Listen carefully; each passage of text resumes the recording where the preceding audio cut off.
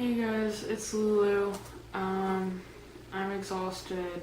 This is my third time filming this. I'm pissed off. So, sorry if this is not a great video. I'm gonna do the best I can. I'm not feeling great. I haven't slept a full night since the Avengers came out. So, I'm gonna do the best I can. So, starting off, I'm not gonna gush over the Avengers too much, I guess. I think everybody's kind of covered it. The other geeks have covered it. The whole geek community has covered it. I did enjoy it. I admit I spent most of it trying to figure out how to make everything. I mean, I actually ran into a cosplayer friend of mine at the theater, and I turned to her afterwards and was like, were you also distracted by the insane number of seams on Cap's suit? Because, he had, the ones here, and there's, 3 down the back, and then there was, a zipper right here. For what reason do you need a zipper that starts here and ends here? Is that for Tony to slide his hand in and, cop a feel or something? I don't know. Anyway, it was awesome. It was full of ass and spandex and good writing, so I enjoyed it. Things I also enjoyed, Nikki's Tonya Stark cosplay. Me gusta. I like Tony. I think I like Tonya more, possibly. I'm sorry to keep hitting on you via video, Nikki, but you keep bringing up extreme lady feels with me. So, that's your fault. Mario, the point I was trying to make about Black Widow is, yeah, I enjoy that. You're right, you don't know what side she's on, and I enjoy that about her character a lot. I expected her to go rogue at some point in the Avengers film, but I'm kind of glad she didn't, though. I think it wouldn't have worked with the storyline. My point is more that it doesn't make her a good role model for impressionable young boys and girls who are forming opinions about women, and I don't want them to think that women are manipulative and blah blah feminism blah. I don't have the energy for this, and you guys don't want to listen to it. So I'm going to move on to Steph's question, which is the $1 million question.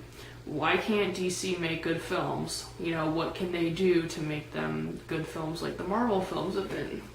And it's not fair to say that all DC movies suck and all the Marvel ones rock, because let's be fair, Marvel had the 2 Hulk movies that flopped, and DC has the Nolanverse, so some of them, each side does some things right, each side does some things wrong.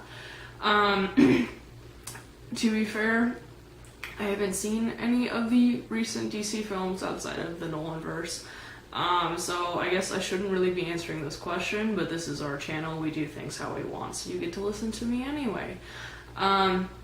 Part of the reason I didn't go see the films is, well, in part because I was younger then, and I didn't really have as much of an interest in geeky things outside of Harry Potter, but it was also because I just heard about how bad those films were. I didn't hear anything good about them.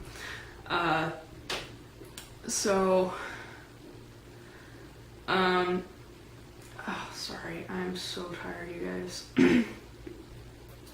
So I think, yeah, I mean, I didn't even care about comic book films until Iron Man came out. Well, even after, people had to convince me to watch it, and obviously I fell in love, so I'm glad I did eventually decide to give in and watch it. But I think Steph's suggestion of, doing what Marvel did and doing a string of character films leading up to, one giant group film, like a Justice League film, I think that was really genius on Marvel's part. It was basically 4 years of comic book film foreplay leading up to the fangasm that was the Avengers.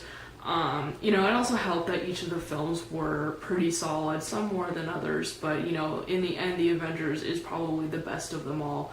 And that's how it should have been, and that's how it was. So that was either really good planning or just good luck on Marvel's part. And that not only builds the excitement, but it builds a fan base. Like I said, they roped me into it.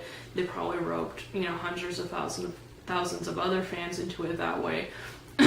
So, that's just, it was really good on Marvel's part. If DC did the same thing, as long as the movies are good, I think they'll see the same success.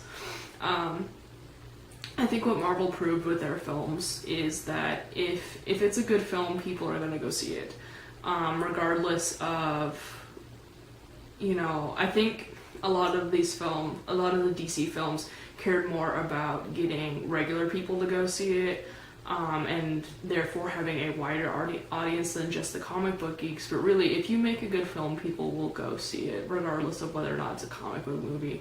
I mean, my mom and I went to go see The Dark Knight together. She doesn't like anything nerdy outside of Harry Potter. She just wanted to see it for Heath Ledger, and she enjoyed it for what it was. So as long as it's a good movie, it doesn't matter who it appeals to. It's going to appeal to anybody if it's good.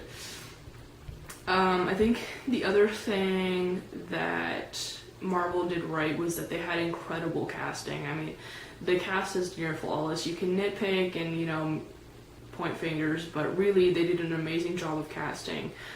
With all these characters, it's hard to separate, you know, the real life person from their comic book counterpart now. It's hard to believe that they aren't really these people. And like I said, that was either really good planning or really good luck on Marvel's part. I think DC, with their casting for the most part, they cared more about who looks good in red spandex or torn up leather pants than who actually embodies the character.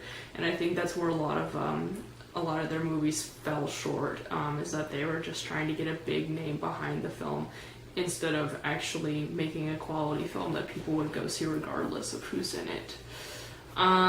Like I said, there's a lot of things, a lot of factors that have made the Marvel movies generally good and the DC films generally flops. But in my less than educated opinion, that's what it is. So I am so done, you guys. But before I go, we are inching ever closer to 200 subscribers, and we are close to 10,000 video views, which is amazing to me. I've never done the YouTube thing before, so I don't know if it's a big deal or not, but 10,000 is a pretty big number regardless. So thank you all to those of you who have watched, subscribed, and shared. To those of you who haven't, please do. And I will see you guys next week, hopefully a little more awake, feeling a little more better, and a little more enthusiastic. Again, thank you all. I look forward to talking to you again next Wednesday.